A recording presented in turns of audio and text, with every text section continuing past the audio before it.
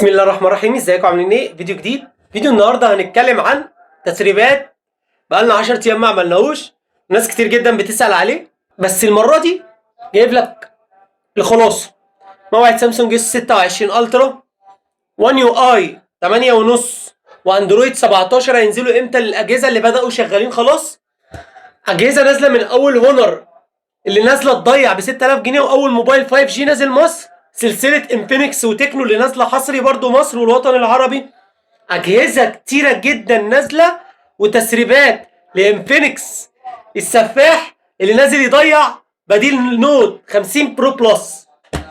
معانا اكتر من 20 خبر، كل ده في فيديو صغير جدا مش هيكمل ربع ساعه. زي بقى ما متعودين، لايكك وفولو، صلي على النبي، سبسكرايب، هات القهوه الشاي بتاعك، تعالى معايا. غير كلام كتير نبدا بهونر اكس 6 دي، اول جهاز 5G نازل لك مصر ب 6200 جنيه بمعالج دايمنستي 6300.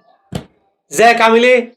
معاك كاميرا اساسيه 50 ميجا بكسل، كاميرا اماميه 5 ميجا بكسل بيصورها 1080 للاثنين، بطاريه 5300 ملي امبير، شحن سريع 15 واط، ومعاك 56 جيجا رام 4، شاشه تي اف تي 90 هرتز. طبعا الموبايل ده يفتقد عشان يحطوا لك ان هو 5G بالسعر ده، شالوا بقى الاي بريت وطبقه الحمايه. ايه رايك في الجهاز ده وفي امكانياته وفي تسعيره؟ هينزل ب 6000 جنيه 6200 جنيه، هينافس ولا لا؟ الجهاز الاولاني هونر اكس 6 دي. الجهاز اللي بعد كده من اوبو 14 اكس، نازل لك برضه 5G بس ده ازيد منه 7200 7500 جنيه، بايبريت 64، معالج دايمنستي 6300، كاميرا اساسيه 50 ميجا بكسل، كاميرا اماميه 5 ميجا بكسل، معاك بطاريه 6500 ملي امبير، شحن سريع 45 واط، شاشه اي بي اس ال سي دي 120 هرتز، مش تي اف تي، اي بي اس ال سي دي، بايبريت 64. ده نازل لك ضمان محلي برضو بس سعره يعلى ل 7500 جنيه. الجهاز التاني اوبو 14 اكس فينيكس نوت 60 الترا، بديل انفينكس نوت 50 برو بلس. كان نازل بدايمنستي 8400 الترا او 8350، هينزل لك السنه دي منستي 8500 بكاميرا اساسيه 200 ميجا بكسل، كشاشه اموليد 144 هرتز، معاك بطاريه 7000 ملي امبير، شحن سريع 100 واط، شحن وايرلس 30 واط. انفينكس نوت 60 الترا، انفينكس نوت ايدج. هتعمل مؤتمر عالمي للنسخه النوت ايدج، يعني كده خلاص نزل لك محلي في كل الوطن العربي وفي مصر، حتى مصر، حتى مصر يا محمد مصطفى. بس كانوا هم منزلينه مره ب 170 دولار، والناس عملوا فرح وقالوا لك مش عارف ايه احلى جهاز، وجهاز الاحلام ب 7500 وب 9000. قلت لك اصبر، الجهاز ده مش نازل مصر عشان انفينكس نوت 60 برو نزل بالسعر ده، والبرو بلس نزل بالسعر ده، والاس نزل اغلى منه. قلت لك مش هينزل مصر على تسعير 170 دولار. لا يا عم، هينزل لك مصر بس هينزل ب 15 16000 جنيه. قول لي ايه رايك في الجهاز، هيبيع ولا لا؟ انا شايف ان هو في وسط العك هونر اكس 8 دي والاجهزه العبيطه اللي بتنزل السنه دي، الجهاز ده هيبيع وهيبيع بكميه كبيره، بمعالج دايمنستي 7100 الترا وكاميرا 4K ولا 2K. كنا عاملين له فيديو انبوكسنج سريع قبل كده. قول لي ايه رايك في الجهاز ده وهيبيع ولا لا؟ المؤتمر خلاص فاضل عليه كام يوم ونشوف تسعيره هيكون كام. ما تحلمش ان هو اقل من 15 16000 جنيه. انفينكس نوت ايدج، موعد اطلاق سامسونج اس 26 الترا اتحدد رسميا يوم 25 فبراير الشهر ده الساعه 8 مساء. ازيك عامل ايه؟ الالوان هتظهر. الجهاز ده بصراحه عظمه، بس تسعيره اللي هيفرق.